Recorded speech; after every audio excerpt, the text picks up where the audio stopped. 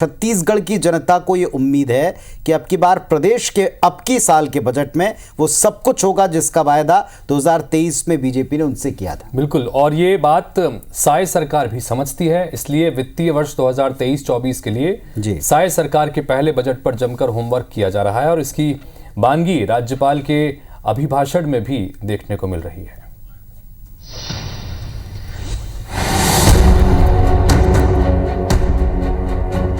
सोमवार को राज्यपाल विश्वभूषण हरिचंदन के अभिभाषण के साथ बजट सत्र शुरू हुआ। अभिभाषण में कहा गया कि मैतारी वंदन योजना के जरिए हर महिला को सालाना 12,000 रुपए दिए जाएंगे। अंत्योदय योजना की शुरुआत की गई है जो हर स्टेट में लागू है। इसके अलावा अभिभाषण में राज्यपाल ने कहा कि प्रदेश सरकार नक्सलियों के खिलाफ सख्ती से कार्रवाई कर रही है। नक्सल प्रभावित इलाकों में लोगों का भरोसा जीता जा रहा है। पुलिस बल प्रभावित इलाकों में सघन सर्चिंग कर रहे हैं। सरकार विभिन्न संस्कृतियों को संरक्षित करने के साथ पर्यटन को बढ़ावा दे रही। सरकार का फोकस शक्ति पीठों को सांस्कृतिक और पर्यटन केंद्र के तौर पर विकसित करना है। राजिम कुंभ को वैश्विक स्तर पर पहुंचाने का कार्य भी होगा। अभिभाषण में राम मंदिर का जिक्र भी है। राज्यपाल ने कहा कि साय सरकार रामलला योजना के तहत अयोध्या में लोगों को बालक राम के दर्शन कराने जा रही है।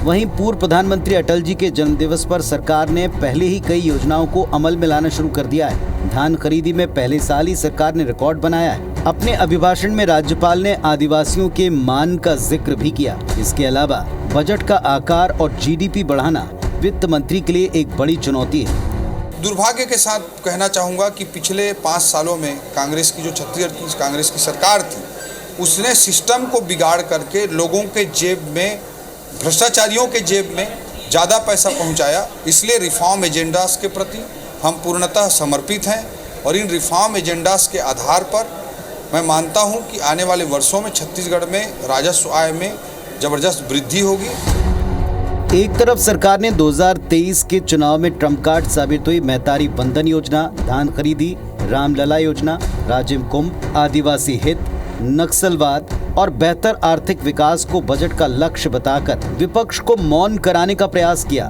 तो दूसरी तरफ विपक्ष ने ये कहकर प्रहार किया कि बीजेपी सरकार सिर्फ वोट बैंक पर फोकस करती है, असल मुद्दों या काम पर नहीं।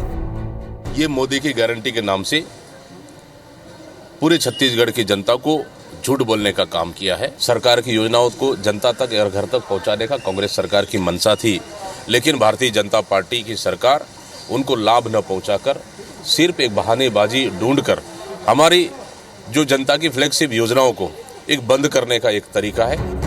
कुल मिलाकर साफ है कि साय सरकार का पूरा ध्यान उन सभी मुद्दों और वायदों पर है जिनके बूते 2023 में बीजेपी सरकार बनी। प्रदेश की साय सरकार जनता के बीच ये सिद्ध करना चाहती है कि वो मोदी की गारंटी पर लगातार एक्शन मोड में है। जाहिर है अगर ये बात ऐसे ही जनता तक पहुंची तो इसका लाभ 2024 चुनाव में बीजेपी को होना तय है। Election desk, IBC 24।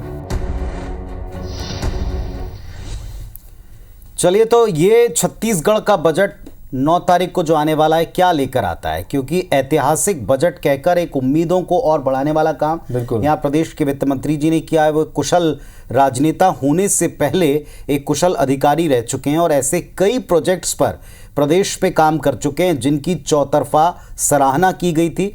अब वित्त मंत्री के तौर पर जो पहला बजट होगा उसमें कितना सराहा जाएगा संगठन के द्वारा, सरकार के द्वारा और उससे भी अधिक लोगों के द्वारा, इस कसौटी के ऊपर उनका पहला बजट अवश्य होगा।